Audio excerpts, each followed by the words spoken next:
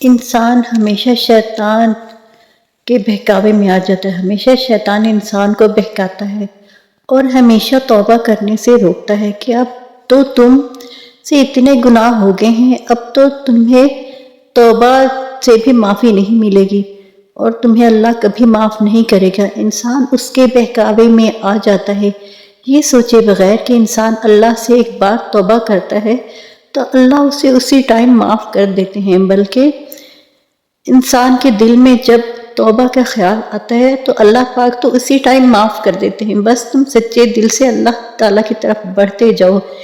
تو جی اس کے ساتھ ہی آج کی ویڈیو کا آغاز کرتے ہیں، جو کہ میری ایک بہن نے بھیجی ہے، سٹوری ہے یہ، اور پڑھ کے بہت دکھ ہوا کہ آج کل بھی اس طرح کے لوگ ہوتے ہیں۔ تو جی ٹائم ویسٹ کیے بغیر آج کی سٹوری شروع کرتی ہوں کہ ان کی لائف کیسے چینج ہوئی ہے، سب باتیں میں آپ سے شیئر کروں گی انشاءاللہ۔ یہ بہن کہتی ہے میں نے کبھی بھی نہیں سوچا تھا کہ میں اپنی زندگی میں کبھی اتنا استغفار کروں گی۔ وہ کہتی ہیں میری زندگی میں بے تحاشا مسائل تھے، کیا بتاؤں، ایسے مسائل جس کا کوئی حل نہیں تھا۔ میں سخت ڈپریشن میں چلی گئی تھی، نیند کی گولی کھائے بغیر میں سو نہیں سکتی تھی، میری عزت نفس کو بے دردی سے کچلا گیا تھا۔ آپ بھی یقین کریں اگر اسلام میں خودکشی حرام نہ ہوتی تو میں کب کی کر لیتی۔ تو میں ڈپریشن کے اس دور پر پہنچ گئی تھی۔ تو جی میں آپ کو اپنی سٹوری سناتی ہوں۔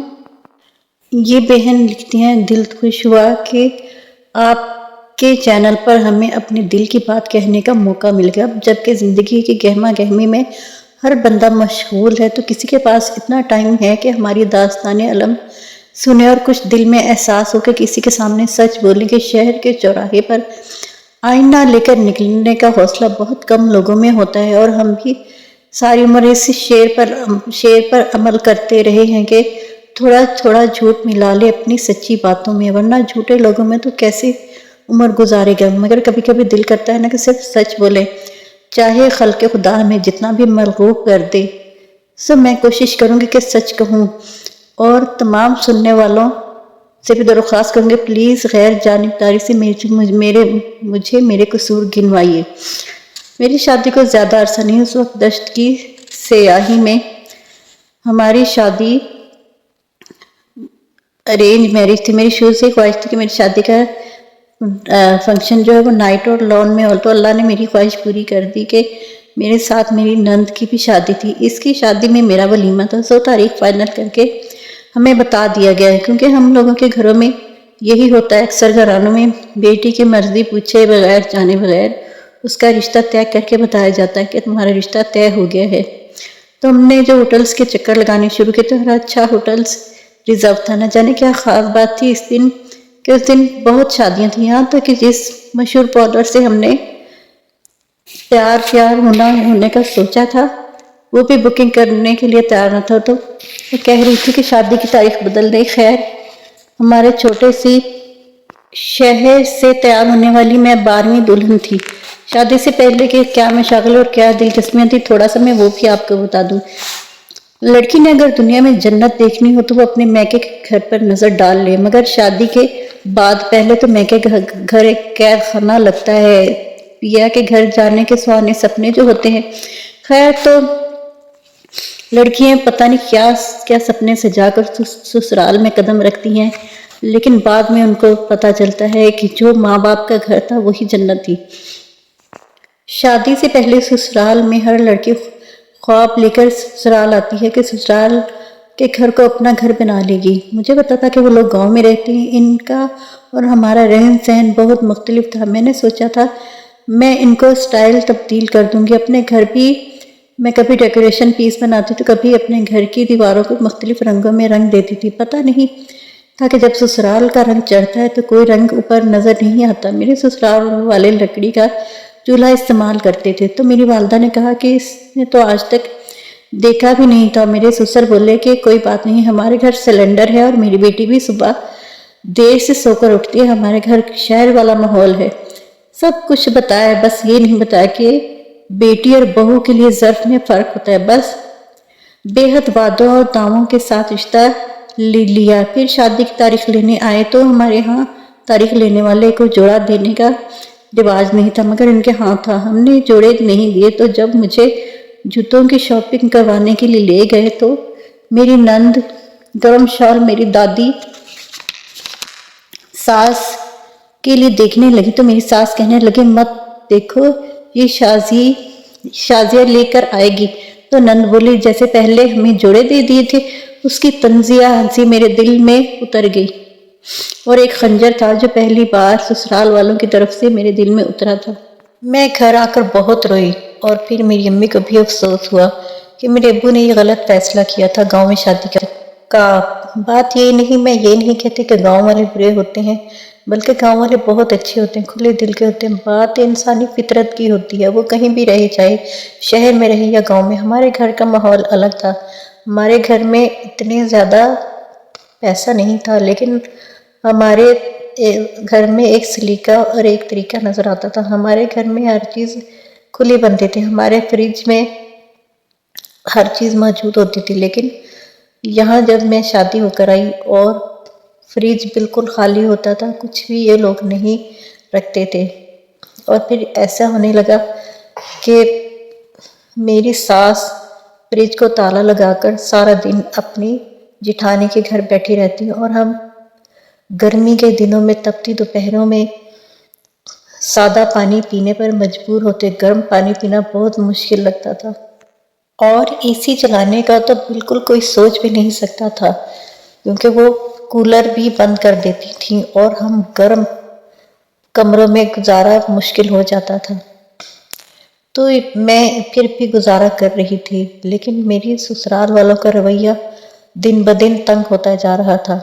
मेरी शादीशुदा नंदें आकर बैठ कई कई दिन तक रहती थी और खिदमतें करवाती थी और मैं चूल्हे पे पकाने की आदी नहीं थी। हमारे घर में गैस थी क्योंकि हम शहर में रहते थे, लेकिन यहाँ गांव में अभी तक गैस नहीं आई थी और सिलेंडर भी वो लोग इस्तेमाल नहीं करते थे। तो चूल्हे पर लकड़ियाँ जला जला कर मेरी आंखें ख़राब हो गई थी और मेरी स्किन भी, मैं अच्छी खासी खूबसूरत थी, रंग मेरा बहुत वाइट था, लेकिन यहाँ आकर बिल्कुल ही मैं चेंज हो गई थी, क्योंकि यहाँ लकड़ियाँ जलाकर और चूल्हे के आगे हांडी रोटी करके और गांव की आबो हवा में बिल्कुल ही मैं मुरझा चुकी थी। तो इसी दौरान मुझे औलाद की खुशखबरी मिली और फिर इसी दौरान भी मेरा किसी ने कोई ख्याल नहीं किया और मैं घर के सारे काम करती रही और ऐसे ही खिदमतें करती रही नंदों की। ये कहती है, आप सोच भी नहीं सकती मैंने जैसी ज़िंदगी गुजारी है। अल्लाह पाक किसी को, दुश्मन को भी ये दिन ना दिखाए, क्योंकि वहाँ पर जो सलूक किया जाता था वो इसमें मैंने आपको आधा बताया है और बहुत बातें हैं जिससे आपकी वीडियो लंबी हो जाएगी, इसलिए मैं आपको सब मुख्तसर बता रही हूँ। ये बहन कहती है, आप ही मेरे शौहर शहर में रहते थे, वो हफ्ते में 2 दिन के लिए आते थे। इसी दौरान मेरी बेटी दुनिया में आ गई तो मेरी सास ने बहुत वावीला मचाया कि बेटा क्यों नहीं है। तो वो बच्ची को बिल्कुल भी पसंद नहीं करती थी। बच्ची सारा सारा दिन रोती रहती थी और मैं काम में लगी रहती थी, कोई भी ख्याल करने वाला नहीं होता था। ये कहती हैं कि आप ही मेरे शौहर एक अच्छे इंसान थे, लेकिन उनको इन हालात का पता नहीं था, क्योंकि वो हफ्ते में 2 दिन के लिए आती थी और उनके सामने मेरी सास का रवैया बहुत अच्छा हो जाता था। फ्रिज का ताला भी खुल जाता था और घर में तरह तरह के खाने भी बनते थे कि उनको बिल्कुल भी पता नहीं चलता था कि घर के हालात कैसे हैं और मैं किस हालात में बच्ची के साथ रह रही हूँ। वो हमारे लिए जो खर्चा भेजते थे वो भी मुझे नहीं दिया जाता था। और वो कहते हैं ना कि ज़िंदगी तंग कर दे बंदा किसी को, तो यही हालात थे उधर। इसी तरह से शादी को कई साल गुजर गए और मैं अपने माँ बाप के घर भी ज़्यादा नहीं जा सकती थी। कई बार अम्मी ने पूछा भी तो मैं टाल दिया करती थी कि टाइम नहीं मिलता। मेरी अब 3 बेटियां थी और उनकी परवरिश बहुत मुश्किल से हो रही थी, क्योंकि मैं घर के काम के साथ उनको तवज्जो नहीं दे पाती थी।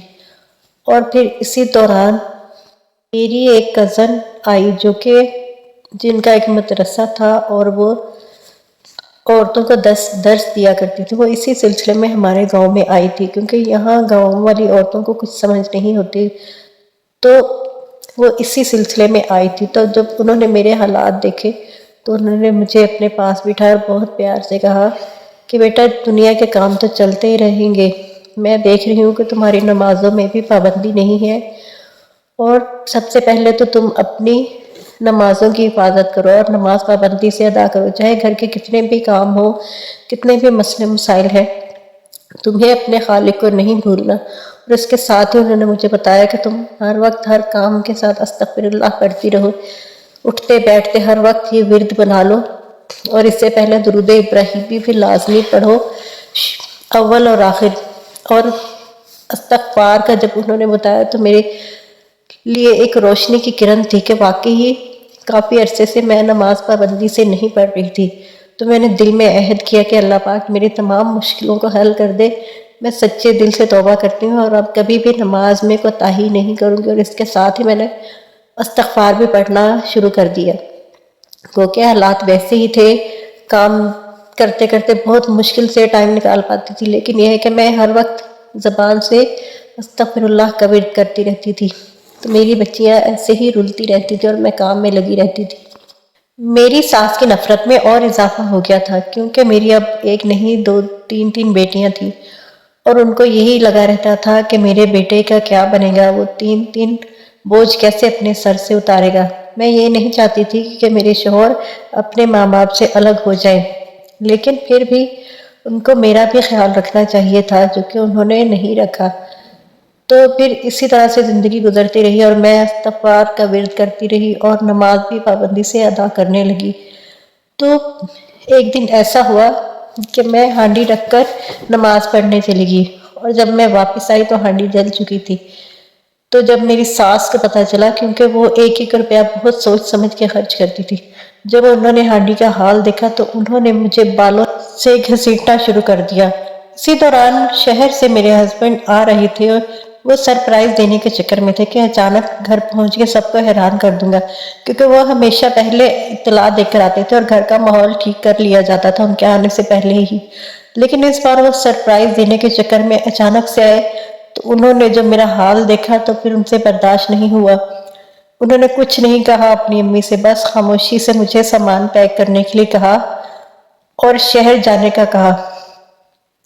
یہ بات سنتے ہی میری ساس نے واویلا مچانا شروع کر دیا اور ہاتھ پاؤں جوڑنے لگی، لیکن وہ فیصلہ کر چکے تھے، کیونکہ بچیوں کے مستقبل کے لیے بھی یہ ضروری تھا کہ گاؤں میں ان کا مستقبل نہیں تھا، تو میرے شوہر نے پکا فیصلہ کر لیا تھا، اور پھر چند دنوں میں ہی ہم شہر میں شفٹ ہو گئے۔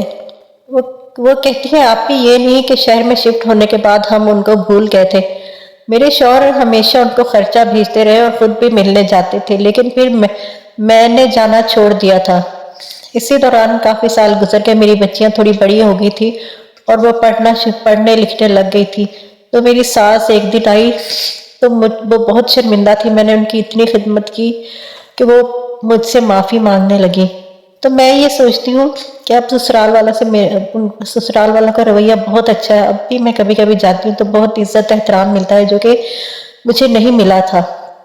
تو میں یہ سوچتی ہوں کہ میری زندگی میں یہ جو چینجنگ آئی ہے، ایک تو نماز کی پابندی کرنے کی وجہ سے آئی ہے، دوسری جب میں نے استغفار پڑھی ہے، کیونکہ استغفار پڑھنے سے زندگی میں بہت ساری تبدیلیاں آتی ہیں، بس آپ سچے دل سے پڑھیں اور پھر کرشمے دیکھیں کہ آپ کی مشکلات جو ہیں وہ کیسے دور ہوتی ہیں۔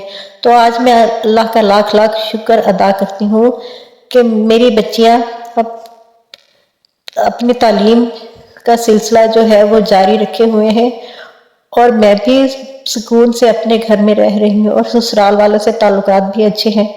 تو میں اپنے اللہ کا جتنا بھی شکر ادا کروں تو کم ہے۔ میں تمام بہنوں سے کہنا چاہوں گی کہ مشکلات سے گھبرائی نہیں، بس اللہ پر یقین رکھے اور ہمیشہ استغفار کا ورد کرے۔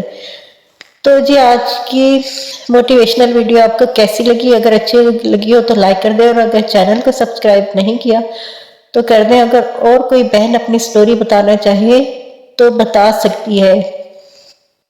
تو انسٹا آئی ڈی پر آ کر آپ میرے انسٹا پر آ کر اپنی سٹوری شیئر کر سکتی ہیں، مکمل رازداری کے ساتھ آپ کا نام اور سب کچھ چینج کر کے میں بتاؤں گی، اور اگر آپ چاہیں گی تو ہی شیئر کروں گی۔ یہ بہن کی سٹوری کافی دن سے آئی ہوئی تھی تو میں نے سوچا آج میں شیئر کر دیتی ہوں، حالانکہ میری طبیعت بھی خراب تھی، زکام تھا، لیکن میں نے کہا میری بہنیں انتظار کر رہی ہوں تو میں اس لیے آپ کی خدمت میں حاضر ہوں۔ تو اس کے ساتھ ہی اجازت دیجیے، ملتے ہیں نیکسٹ ویڈیو میں، تب تک کے لیے اللہ حافظ۔